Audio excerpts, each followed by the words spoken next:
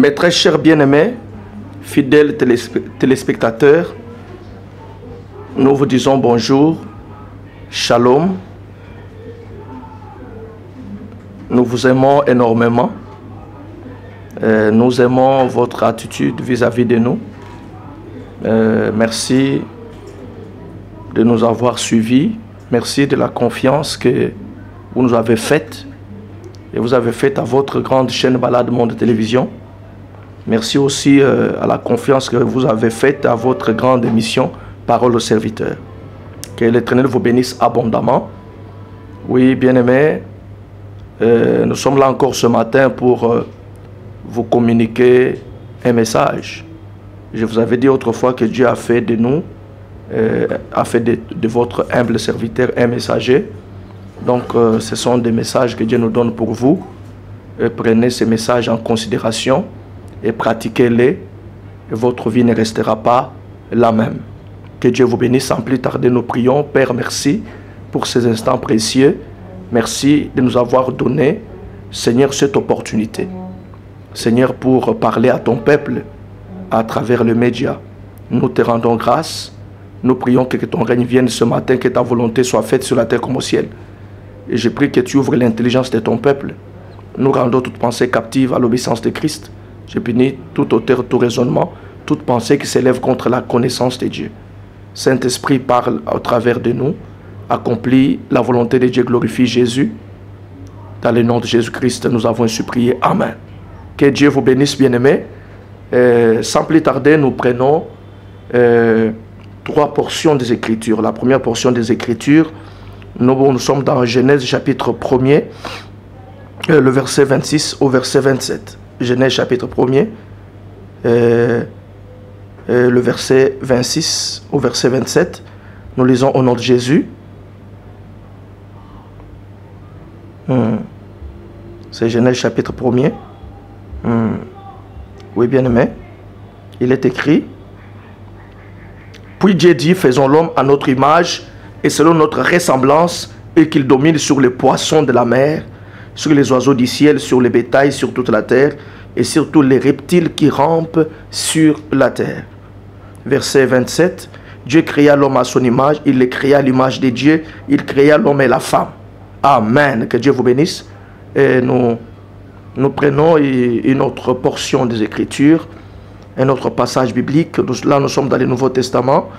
Et nous prenons Romains chapitre 8e. Romains, le 8e chapitre. Et nous allons lire le verset 29 au verset 30. Je lis au nom de Jésus. Romains 8, 29 à 30. Car ceux qu'il a connus d'avance, il les a aussi prédestinés à être semblables à l'image de son Fils, afin que son Fils fût le premier-né entre plusieurs frères. Et ce qu'il a prédestiné, il les a aussi appelés. Ce qu'il a appelé, il les a aussi justifiés. Et ce qu'il a justifié, il les a aussi justifiés. Amen. Oui, bien-aimés, nous prenons le tout dernier passage. Nous sommes dans 1 Jean. 1 Jean, donc c'est les épîtres de Jean. Jean a 3 épîtres. Nous sommes dans son premier épître. 1 Jean, chapitre 3e, du 1er au 2e verset. Je lis au nom de Jésus. Voyez quel amour le Père nous a témoigné pour que nous soyons appelés enfants de Dieu. Et nous les sommes. Sur le monde ne nous connaît pas ce qui ne l'a pas connu. Bien-aimés, nous sommes maintenant enfants de Dieu. Et ce que nous serons n'a pas encore été manifesté.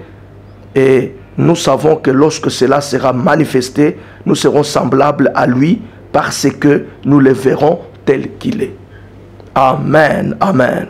Oui, bien-aimés, soyez bénis dans le nom de notre Seigneur Jésus-Christ. Oui, bien-aimés, ce matin, nous avons un thème intitulé « L'homme créé à l'image selon la ressemblance de Dieu ». L'homme créé à l'image et selon la ressemblance de Dieu. Bien-aimés, que l'Éternel vous bénisse. Bien-aimé, dans notre premier texte que nous venons de lire, il est écrit que Dieu dit, faisons l'homme à notre image et selon notre ressemblance. Bien-aimé, là c'était la pensée originelle de Dieu. Dieu se parlait. Vous savez, nous avons un seul Dieu, mais qui est aussi plusieurs, qui est Père, Fils, Saint-Esprit. Il dit, faisons l'homme, Dieu parle à lui-même. Il parle à lui-même, mais au pluriel. Dieu dit, faisons l'homme à son image et selon sa ressemblance pour qu'il domine. Ça, c'était l'idée que Dieu avait conçue.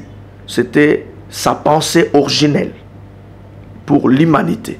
Et dans le verset 27, bien-aimé dans le Seigneur, l'Éternel a réalisé cette idée et cette pensée originelle. Donc, il créa l'homme à son image et selon sa ressemblance. Et l'homme l'a créé à l'image de Dieu, c'est l'homme et la femme. Amen. Là, nous fermons la parenthèse. Amen, amen. Donc, bien-aimé dans le Seigneur, nous comprenons que l'idée ou la pensée originelle de Dieu, c'est de créer l'homme, bien-aimé, l'homme, mais différemment des autres créatures. L'homme est aussi une créature, mais Dieu l'a créé différemment des autres créatures. Voilà pourquoi nous disons que l'homme a été une créature privilégiée par Dieu. Amen, amen. Et Dieu l'a créé à son image et selon sa ressemblance. Avant de continuer, j'aimerais que nous puissions comprendre c'est quoi être créé d'abord à l'image de Dieu. Donc, créer à l'image de Dieu veut dire, bien-aimé dans le Seigneur, ou faire référence à l'aspect immatériel de l'homme, bien-aimé, qui le met à part du règne animal et qui le rend digne de la domination que Dieu lui a confiée sur terre. Amen, amen. Je me répète, créer à l'image de Dieu fait référence, bien-aimé, à l'aspect immatériel de Dieu, plutôt l'aspect immatériel de l'homme qui le met à part du règne animal et qui le rend digne de la domination que Dieu lui avait confiée sur terre. Amen, amen. Deuxièmement, être créé à l'image de Dieu veut dire tout simplement être le gardien de la création. Donc Dieu avait créé l'homme pour qu'il soit le gardien de la création. Amen, amen. Alors, maintenant, nous devons savoir pourquoi Dieu a voulu créer l'humanité, bien-aimée, à son image. Dieu a créé l'humanité à son image pour que les humains dominent sur les restes de la création. Amen, amen. Dieu voulait que les humains puissent dominer sur les restes de la création. Que l'Éternel vous bénisse. Et nous allons aussi, bien-aimés, expliquer les concepts créés à la ressemblance de Dieu. Amen, amen. C'est quoi être créé à la ressemblance de Dieu? Bien-aimés, être créé à la ressemblance de Dieu, ça veut dire être la représentation de Dieu sur terre. Amen, amen. Donc Dieu voulait que l'homme soit son représentant sur terre. Amen, amen. L'homme soit le représentant physique, pour ne pas dire terrestre, de Dieu. Alléluia. Amen, amen. Bien-aimés, Adam et Ève étaient bien-aimés dans le Seigneur d'abord. Ils avaient été créés pour garder la domination, plutôt garder la création. Dieu les avait créés, bien-aimés, à son image, pour qu'ils soient capables de dominer sur les restes, bien-aimés dans le Seigneur de la création. Mais aussi, Dieu voulait qu'il soit, bien-aimé dans le Seigneur, le représentant, donc son représentant. Je parle de l'homme au singulier, et l'homme là, c'est l'homme et la femme. Dieu voulait que l'homme soit le représentant physique, le représentant terrestre de lui-même. Amen, amen. C'est-à-dire que lorsqu'on voyait l'homme, donc on pouvait voir Dieu, bien-aimé, au travers de cet homme. Alléluia.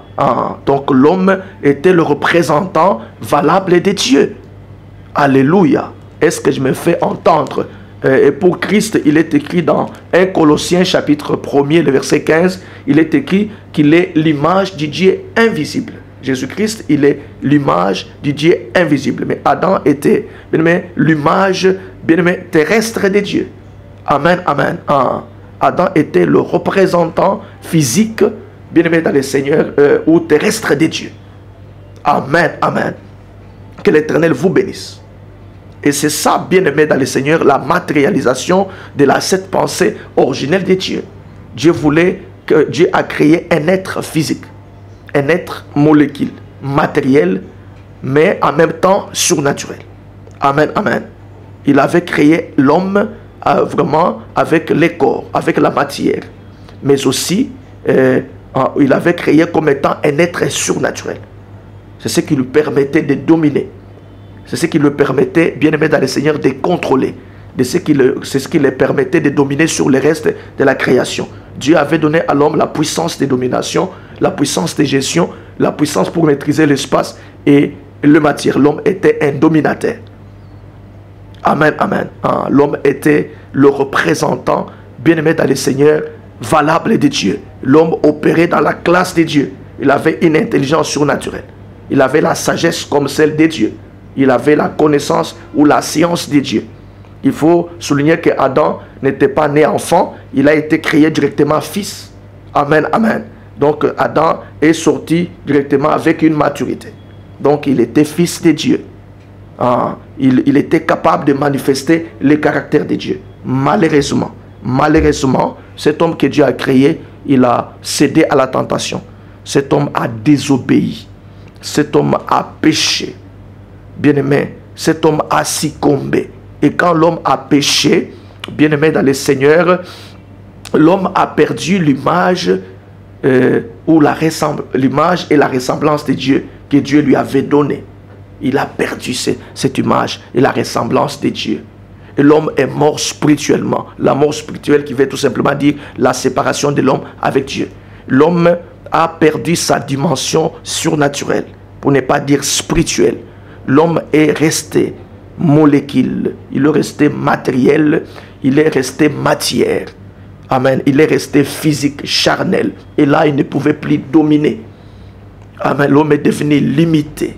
Amen. Il faut souligner que la chute de l'homme, c'était comme si le plan de Dieu pour l'homme, parce que pour l'homme, l'humanité entière en Adam avait été abrogée. Alléluia.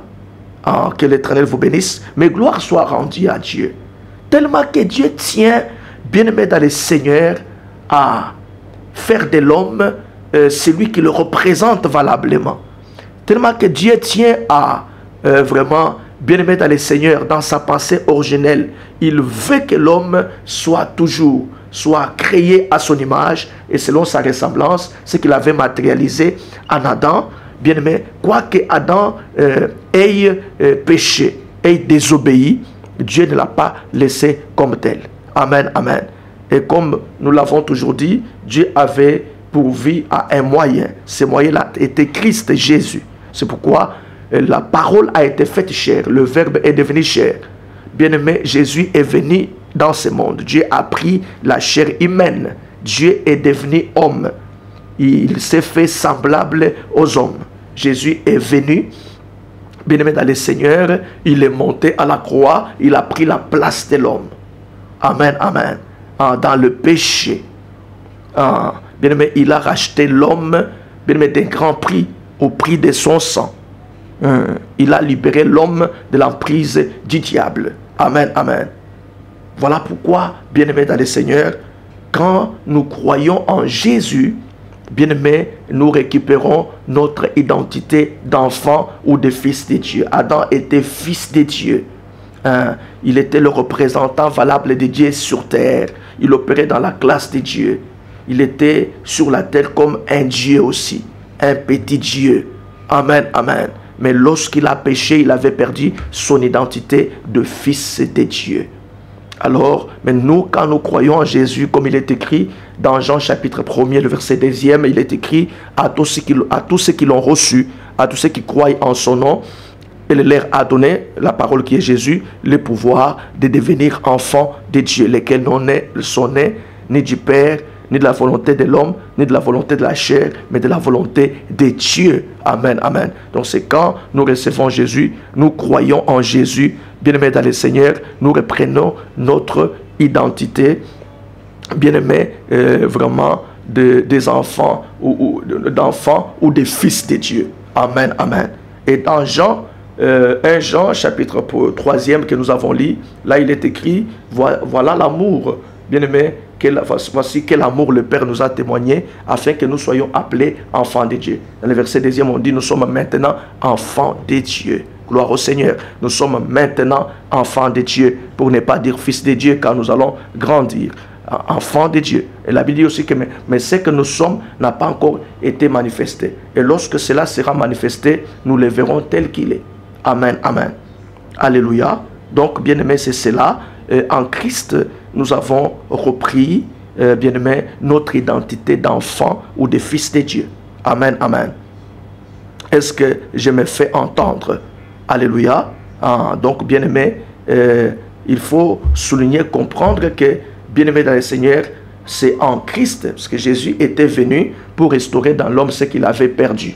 L'image ou la ressemblance de Dieu. Parce que Dieu tient à cette pensée originelle qu'il avait conçue d'avance. Amen, amen. Dieu voulait toujours ramener l'homme à son originalité.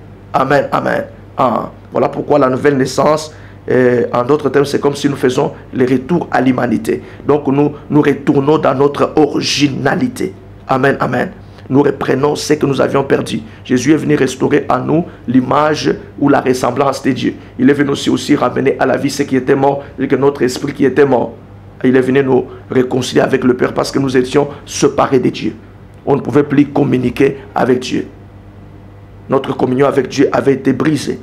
Mais Jésus est venu faire ce travail. Amen, amen. Donc, bien-aimés, nous sommes en Christ, nous sommes maintenant enfants de Dieu. Nous sommes maintenant enfants de Dieu. Mais ce que nous sommes n'a pas encore été manifesté. Mais lorsque cela sera manifesté, nous le verrons tel qu'il est. Quand est-ce que ce que nous sommes sera manifesté? C'est comme nous l'avons dit autrefois, vraiment en vous parlant dans notre enseignement sur l'enlèvement.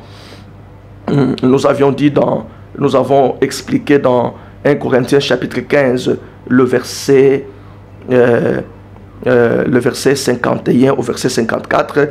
Nous avons dit que c'est pas ici. Paul se concentre sur la nature instantanée et le corps glorifié que nous allons recevoir.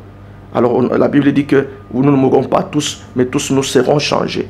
Nous serons transformés dans un clin d'œil, vraiment dans un clin d'œil. En un instant, dans un clin d'œil. C'est-à-dire que, bien-aimé, lorsque Dieu voudra retirer les croyants et sur terre, bien-aimé, nous avions dit qu'il va ressusciter d'abord ceux qui sont morts, il leur donnera un corps glorifié, il va les retirer avec les croyants restés vivants et aussi vont recevoir le même corps, les corps glorifiés, ils seront enlevés. Amen, amen. Donc voilà, bien-aimé, c'est les jours-là que ce que nous sommes sera manifesté. Les jours de la rédemption de notre corps.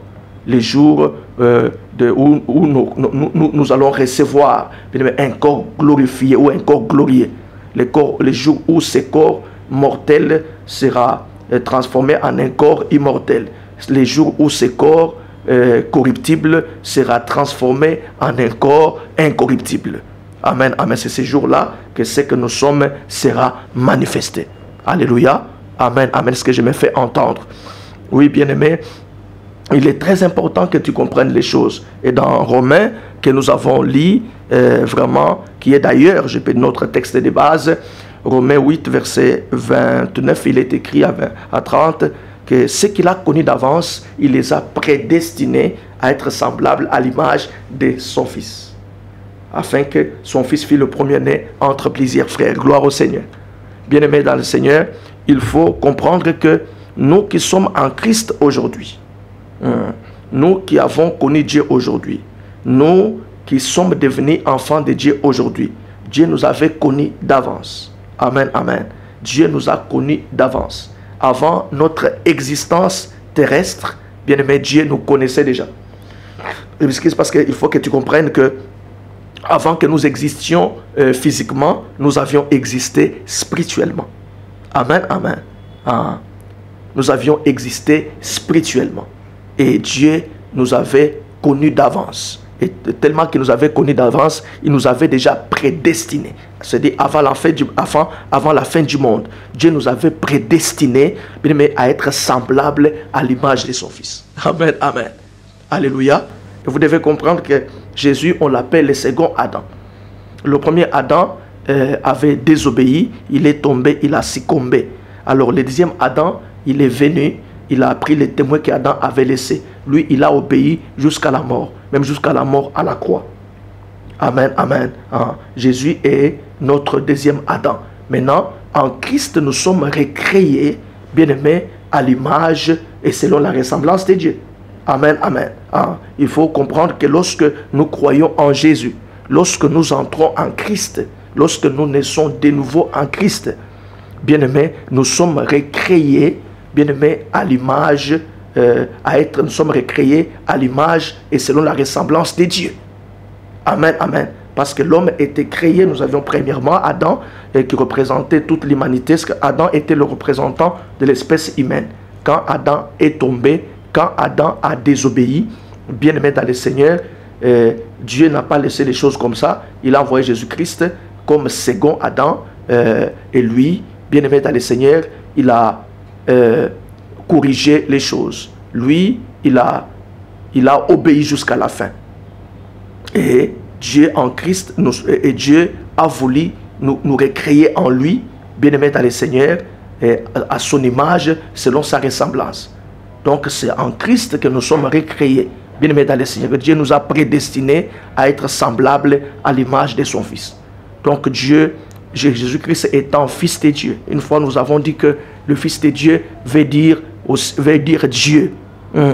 Donc voilà pourquoi Jésus, on voulait le lapider par les Juifs, parce qu'il disait qu'il était le Fils de Dieu. Selon les Juifs, quand tu dis tu es Fils de Dieu, c'est-à-dire tu es Dieu. On dit que parce qu'il se faisait lui-même égal à Dieu. Donc Jésus étant Fils de Dieu, Jésus étant Dieu, maintenant Dieu nous a prédestinés, donc depuis la fin du monde, à être semblables à l'image de son Fils. Donc à être comme Jésus-Christ. Amen, amen. Alléluia. Dieu nous a créés à être comme Dieu a voulu. Dieu veut que nous soyons semblables à son Fils. Que nous soyons vraiment semblables à l'image de son Fils. C'est-à-dire que Dieu veut que, bien-aimés dans le Seigneur, nous puissions représenter, donc là où nous sommes, que nous puissions, bien-aimés dans le Seigneur, le représenter. Parce que Jésus-Christ, il est devenu notre grand frère. Étant Fils de Dieu, bien-aimé dans le Seigneur, et Jésus-Christ est notre grand frère. Donc, comprenez les choses de cette manière-là. Il est comme notre grand frère. Dieu nous a prédestinés à être semblables à l'image de son Fils. Et lui, il est notre premier-né. C'est comme Adam, il était l'aîné de tous les humains, l'aîné vraiment de tous les êtres humains. Et alors, Adam a échoué. Jésus a pris les témoins qu'Adam a laissés. Il est devenu, comme on dit, il est le premier-né de toute la création. Il est comme notre grand frère. Et nous sommes là, bien-aimés dans le Seigneur, pour être comme lui. Est-ce que vous comprenez? Et vous savez, dans le même passage de Romains chapitre 8e, il est écrit, bien-aimés, que nous sommes les héritiers de Dieu, les co-héritiers de Christ. Donc nous sommes les héritiers de Dieu. Ayant été, bien-aimés dans le Seigneur, vraiment rachetés en Christ, une fois que nous sommes nés de nouveau en Christ, bien-aimés dans le Seigneur, une fois que nous devenons des enfants de Dieu, nous devenons les héritiers de Dieu.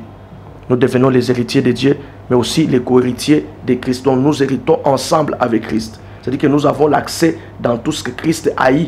Amen, amen. Voilà pourquoi dans sa prière sacerdotale, dans Jean chapitre 17, le verset 22, Jésus-Christ dit ceci, que Père, je leur ai donné la gloire que tu m'as donnée. Je leur ai donné la gloire que tu m'as donnée, afin qu'eux aussi soient un, comme nous sommes un.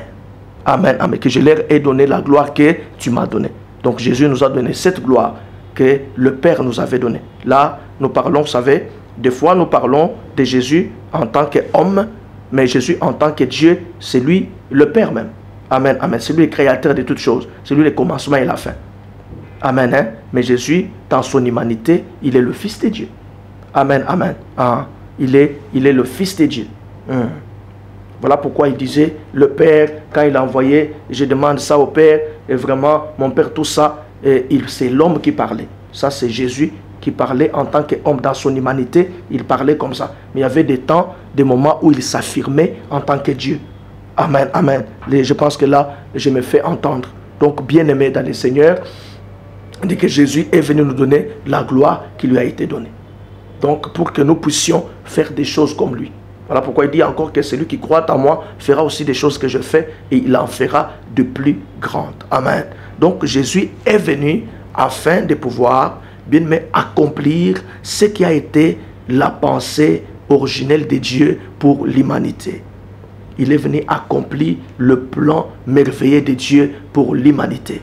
Dieu a créé l'humanité pour qu'il soit bien-aimé semblable à lui, pour qu'il soit à son image et selon sa ressemblance. Amen, amen. Ah, donc Dieu aime tellement l'homme, aime tellement les humains, il veut que les humains soient comme lui. Mais malheureusement, le diable est venu tromper l'homme et l'homme s'est laissé emporter. L'homme, au lieu d'écouter son créateur, il a écouté, bien aimé, la voix de l'ennemi. Et tout simplement, parce que l'homme était ignorant, il ne savait pas que l'ennemi ne voulait pas, était jaloux de ce que Dieu, plutôt, l'ennemi était jaloux de ce que Dieu, bien-aimé dans le Seigneur, avait fait de l'homme. Donc l'ennemi était venu pour faire abroger le plan de Dieu pour l'humanité. Parce que vous savez, Adam n'était pas n'importe qui. Adam était vraiment béni. Il était en lui avec la bénédiction. Il était béni spirituellement, physiquement, matériellement, financièrement. Adam ne manquait de rien, il avait une vie très spéciale. Il avait un standard de vie très élevé. Donc Adam était terrible. Et cela avait suscité la jalousie de la part de l'ennemi. C'est ainsi qu'il est venu les tromper, il est venu le piéger et l'homme a cédé, l'homme a ouvert la porte. C'est ainsi que Satan avait réussi pour la première fois à, bien-aimé dans le Seigneur, abroger, pour faire abroger le plan de Dieu qui a été, le plan merveilleux de Dieu qui a été établi pour l'humanité. Mais Dieu, dans son amour, dans sa toute puissance, il a envoyé son Fils, comme il avait déjà pourvu à un moyen, pour un moyen du salut. Il a envoyé son Fils, bien-aimé, pour accomplir cette même pensée originelle, cette idée première, bien-aimé, qu'il avait conçue pour l'humanité. C'est ce que Jésus-Christ était venu pour accomplir, c'est-à-dire, il est venu, lui étant Fils de Dieu, il est venu pour que quiconque croit en lui, qu'il devienne aussi enfant ou fils de Dieu, et pour qu'il devienne comme lui. Et Jésus veut que nous soyons comme lui. Amen, amen. Il nous a donné sa gloire pour que nous puissions être comme lui, pour que nous puissions le représenter valablement. Lui étant l'image du Dieu invisible, il veut que nous soyons bien-aimés aussi, ce représentant valable, que nous soyons comme lui, que nous puissions faire les choses comme lui, bien-aimé dans le Seigneur. Amen, amen. Et vous savez, bien-aimé, une fois que l'homme retourne ou reprend ce qu'il avait perdu, une fois que l'image et la ressemblance de Dieu est restaurée dans l'homme, cet homme redevient surnaturel. Cet homme redevient, bien-aimé dans le Seigneur, un dominateur. Cet homme, bien-aimé dans le Seigneur, il deviendra celui qui ne lutte plus. Amen, amen. Je m'excuse. Vous savez la raison pour laquelle, bien-aimé dans le Seigneur, tu te bats à gauche, à droite. La raison pour laquelle tu luttes pour les choses dérisoires, pour les choses de ce monde, c'est tout simplement parce que tu es humain, tu es trop humain. Tu es charnel et naturel. Amen, amen. Jésus étant Fils de Dieu, quand il est venu dans ce monde, bien-aimé, Jésus ne luttait pas. Amen, amen. D'ailleurs, on apprend à beaucoup de gens qui disent que Jésus a vécu dans la pauvreté. Bien-aimé, Jésus a connu la pauvreté une fois à la croix. Ça, c'était pour un but. Il est devenu pauvre pour que nous devenions riches. Amen, amen. Selon, si je ne m'abuse pas, vraiment, 2 Corinthiens chapitre 8, verset 9 qui dit, vous connaissez la grâce de notre Seigneur Jésus-Christ, de riche qu'il était, il s'est fait pauvre, avec par sa pauvreté que vous fussiez enrichis. Donc Jésus avait connu une pauvreté totale, une pauvreté absolue à la croix. Il a manqué la nourriture, il a manqué à boire, il a manqué les vêtements, il a manqué de tout. Tout ça, c'est pour que nous nous devenions riches, bien-aimés dans le Seigneur. Mais Jésus, tout au long de son ministère sur terre, Jésus n'était pas pauvre. Jésus avait un ministère de la vie abondante. Amen, amen.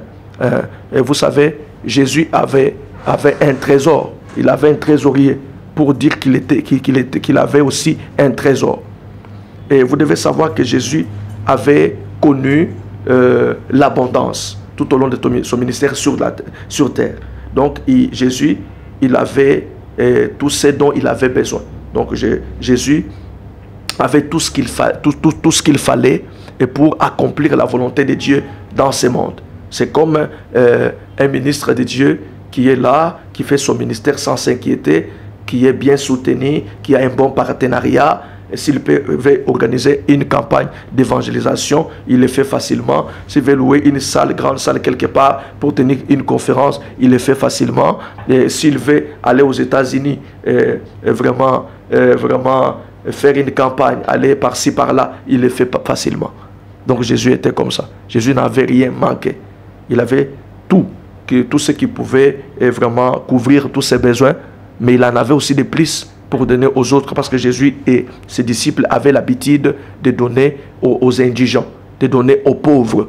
Amen, amen. D'ailleurs, dans l'enseignement sur les choses divines, nous disons que voilà même la volonté parfaite de Dieu pour l'homme. Il veut que nous ayons la vie abondante, que nous ayons tout ce qu'il faut, pouvant couvrir tous nos besoins, et aussi que nous puissions en avoir même de plus pour donner aussi aux autres, pour donner aussi aux pauvres. Amen, amen. Donc c'est ça, c'est que tu dois comprendre. Jésus n'avait rien manqué. Jésus, bien-aimé, il avait l'abondance. Il a vécu, bien-aimé dans le Seigneur, l'abondance dans toute sa signification. Il avait tout ce qu'il fallait pour couvrir ses besoins, pour subvenir à ses besoins. Vous savez que Jésus avait des gens qui étaient sous sa charge, des Pierre et des autres. Ils étaient là. On ne sait pas.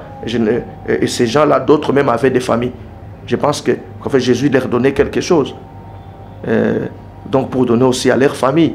Je ne confirme pas, ce n'est pas écrit dans la parole, mais je m'imagine comme ça. Donc Jésus était un grand responsable. Il avait un trésorier. Et tout ça pour montrer qu'il avait un trésor. Il donnait continuellement aux pauvres, sans même pour autant épuiser vraiment ses réserves. Donc vous comprenez cela, Jésus n'était pas pauvre et Jésus n'était pas un litaire. Quand il avait besoin de quelque chose, il commandait. Vous savez, un jour il dit, allez, vous trouverez un anneau attaché, déliez-le, amène-le-moi. Lorsqu'on vous demande, vous allez dire tout simplement, le Seigneur en a besoin. Il est parti et les choses se sont déroulées, se sont passées tel qu'il l'avait dit. Amen, amen. Un jour, il voulait célébrer la Pâque. Il dit que, allez-y, vous allez trouver un homme portant une criche. Suivez-le, dites-le que le maître a besoin vraiment d'une place pour célébrer la Pâque. Et les esprits sont allés, ils ont eu vraiment, c'est une chambre haute, meublée. C'est comme quelqu'un qui va aller là-bas, là-bas à Memli, qui dit qu'on lui laisse la place pour faire ce qu'il veut faire. Donc vous voyez que Jésus n'était pas militaire, Jésus était aux commandes. Jésus avait une vie surnaturelle. Un homme qui pouvait prendre 5 pains, 2 pois, 5 vraiment, qui pouvait prendre vraiment 5 pains et 2 poissons et le multiplier. Le multiplier et nourrir les 5000 hommes, sans compter les femmes et les enfants. Amen, amen. Est-ce que vous comprenez? Jésus n'était pas pauvre en réalité. Il envoie son Pierre pour aller attraper un poisson dans la bouche duquel il a tiré de l'argent. Donc Jésus était un homme surnaturel. Voilà la vie que Dieu veut que nous ayons, bien aimés dans le Seigneur. Dieu veut que nous soyons surnaturels. Amen, amen. Jésus, tout au long de sa vie, il avait une vie de miracle. Il vivait dans le miraculé. Et Dieu veut que nous aussi, que nous puissions vivre dans le miraculé. Amen, amen. Donc une fois que nous allons reprendre notre identité d'enfant ou de fils de Dieu, parce qu'il faut devenir fils. Parce que quand l'héritier est un enfant, il ne diffère en rien d'un esclave. On devient enfant de Dieu, on doit grandir pour devenir fils. C'est le fils qui est capable de manifester les caractères de Dieu. Amen, amen. Il faut que nous puissions grandir pour être capables à mesure, bien aimé, d'opérer dans les surnaturels. Donc voilà la vie que Dieu veut que nous ayons.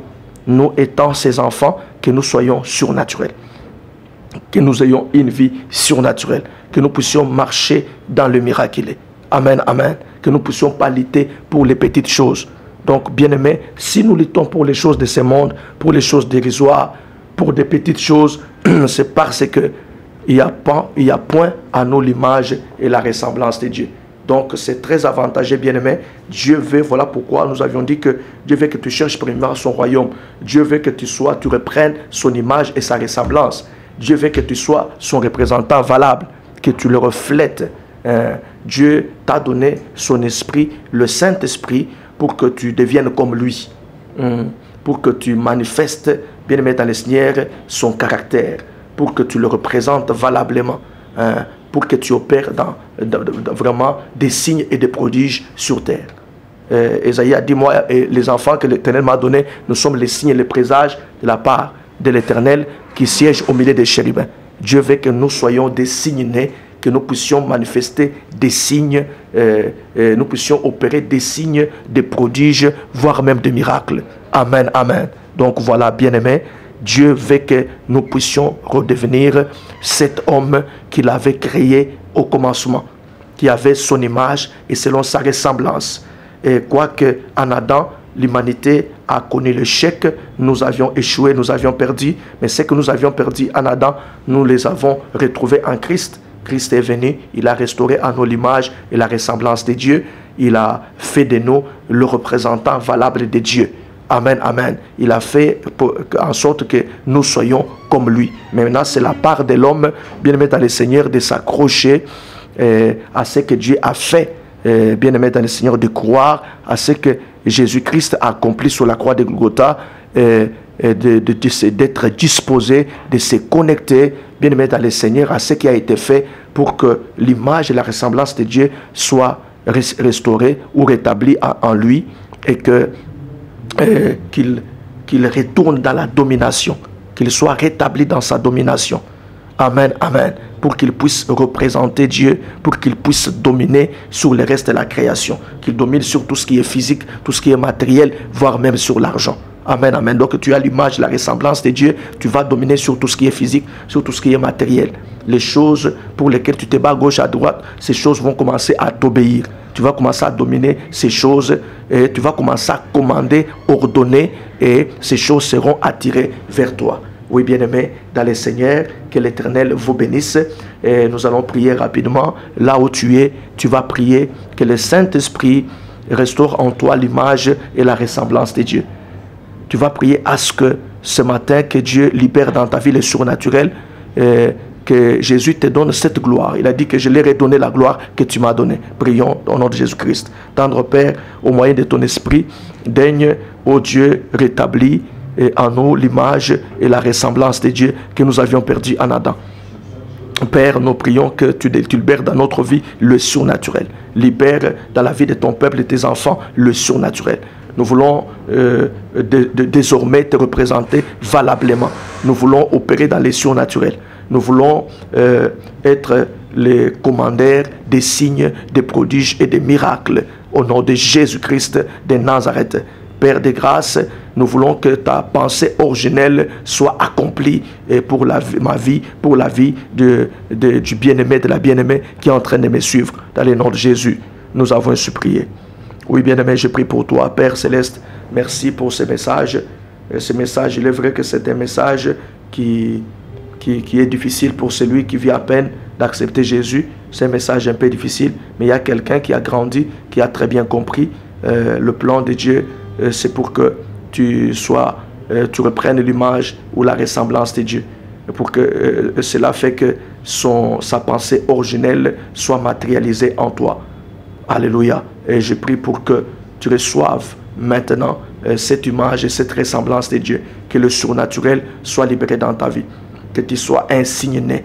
Je prie que désormais que tu opères dans les surnaturels et que tu marches dans le miraculé. C'est là au nom de Jésus-Christ de Nazareth. Et reçois l'image pour dominer sur le reste de la création. Reçois l'image de Dieu pour savoir garder la création. Alléluia. Et je déclare que tu reçoives la ressemblance de Dieu pour représenter Dieu dans ton petit monde, dans chaque coin où tu te retrouves. C'est là au nom de Jésus-Christ de Nazareth. Désormais, tu ne vas plus lutter parce que Dieu libère, déclenche dans ta vie ce matin le surnaturel. Dans le nom de Jésus-Christ. Seigneur, merci d'avoir accompli cela dans la vie du bien-aimé, de la bien-aimée qui me suit. Dans le nom de Jésus, nous avons ainsi prié. Amen. Que Dieu vous bénisse, bien-aimés. C'était votre humble serviteur, l'apôtre Armel Boaz Pandi, le pasteur principal de l'église Chemin du Ciel, ministère, centre missionnaire, le Chemin du Ciel, ministère de délivrance et de restauration, mission mondiale, salut retrouvé. Bien-aimés, appelez-nous, vous avez notre numéro le 0421 63 59 641. Nous allons vous orienter et prier pour vous. Nous sommes à Mongafola, quartier du Menz, avenue Manyanga numéro 14. Nous prions chaque mercredi, vendredi, 17h, 19h et dimanche. Notre culte commence à 10h. Donc, bien-aimés dans le Seigneur, nous recevons chaque jeudi. Les jeudis, nous recevons les avant tout comme les après-midi. Nous recevons, bien-aimés dans le Seigneur. Et comme aujourd'hui, les mardis aussi, nous recevons dans les après-midi à partir de 15h. Donc, si vous avez le temps, contactez-nous. Soit tu es dans la commune de Mongafola, viens là où nous sommes, nous allons prier pour toi. Dieu fait beaucoup de choses. Lorsque tu viendras, tu vas les découvrir. Que Dieu vous bénisse. Je vous souhaite une excellente journée.